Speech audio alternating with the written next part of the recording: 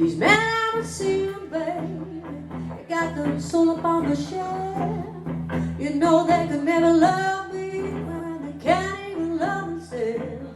But I need someone to love me, someone who really understands.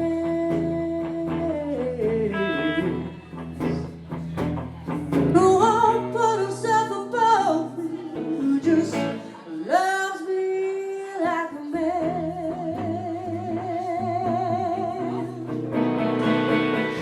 Hello everybody and welcome to the very first edition of Musical Connections. And you know, music connects all of us all over the world. It doesn't matter where we are, where we're from. It's the spiritual connection that makes us happy, makes us smile. My first guest on today's show, well, she's someone very special.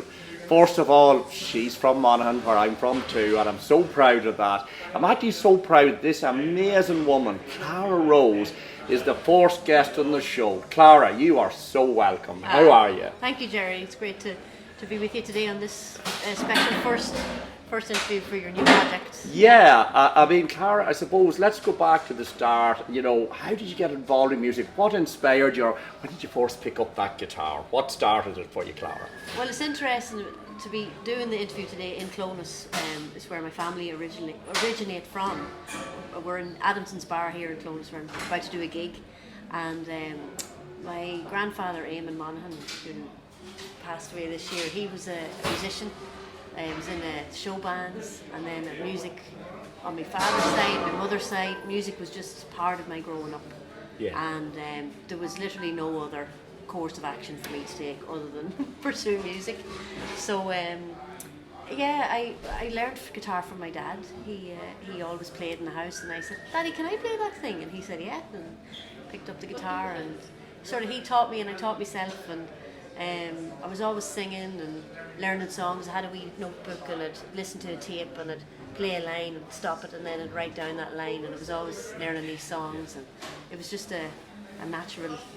So it was something, Clara, that from the earliest age you were immersed in it. Like, music was just, it was never any doubt that you were going to be involved in music. And tell me, who would have been your influences at the time growing up? Who would have inspired you to say that I really like what that person's doing, I might like to do that? Or was there anyone in particular, Clara?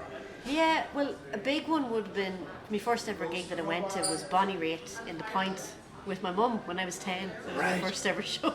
So, I mean, you can't really kind of...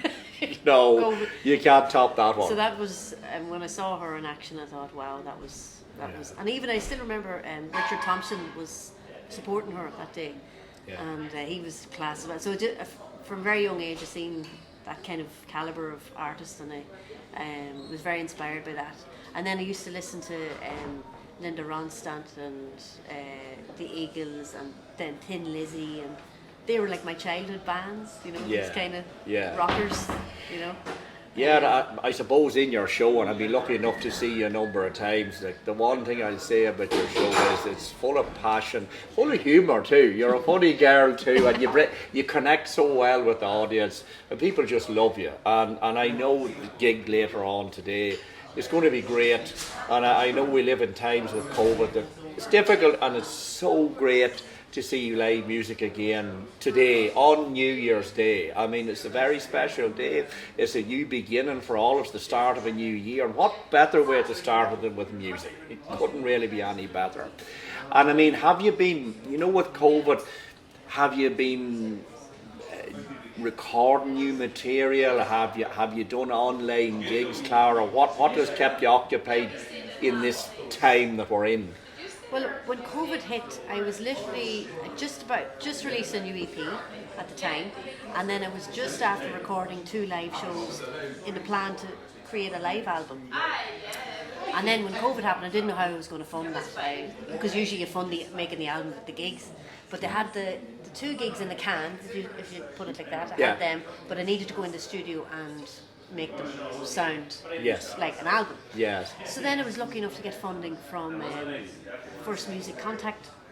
At the time they were doing a musician industry stimulus package for musicians that had lost work because of COVID. Yes. And I got a couple of pound off them, which is great, and I was able to finish the album. So I released the new album in October. Yes. 2021, and it's a live album. We called it Live, Live, Love. Yes. And I'm so proud of it. We were able to put in a few extra bits onto it. So we had the live shows are there on as they happen, but we added in a bit of brass section, things like Lovely, that. lovely. It's really, I'm really proud of it. I'm just dying to gig it now. You know, I haven't been able to put on the road yet, but it was a great project to keep the head focused during lockdowns and everything, because I was able to go in the studio because we were able to be distant even though we were doing studio work and all that kind of stuff. So I have to say it was great to have a project, because I think it would have gone doolally otherwise, you know. Yeah, I think, you know, lots of musicians like yourself, that when you're used to gigging and out, never mind the financial loss, but just is the body and soul needs to be out there playing music, connecting with people and gigging, and even the creative process. I'm sure when you're on the road you get ideas for songs and things like that. An incident will happen or something will happen, you go, that's a great idea for a song. So when you're not doing as much of that, it's not as easy maybe to do that. But I do think maybe the silver lining is, and hopefully we're getting closer to the end of this now as we speak, that there'll be a reservoir of songs, of ideas, that when you hit the road again, you know, in a major way, you'll be able to, you know, have new music for the fans as well, which they'll all love. Well, plus you, I'm sure, will love to road test them and get the songs out there, because I think it's fair to say that one of the things that during the last 2 years that really we needed so badly was music, and was the interaction with people and the fans and the artists. And I managed to get to just a few gigs in recent times. God, I missed it so much, and I know it's the same for you, to get up on stage and connect with the artists. But I mean, I still think there is a bright future, and I think when all of this is over, you know, I know artists like yourself, the quality of what you're doing and the talent that you have, it's amazing, and I'm honoured, you know, to speak to you today. First of all, you're a fellow Monaghan person, woman. You've toured across Europe. You know, you're very well known, and you have a unique talent that I think is just going to go bigger and brighter, and we can't wait for that. So all I can say is a huge thank you for taking the time to speak. I'm sure it won't be the last time we'll be talking, because there'll be other exciting developments in your career, and we'll be here to hear all about them and what's happening. And again, thank you so much for doing this interview today on Musical Connections. Thank you, Gerry.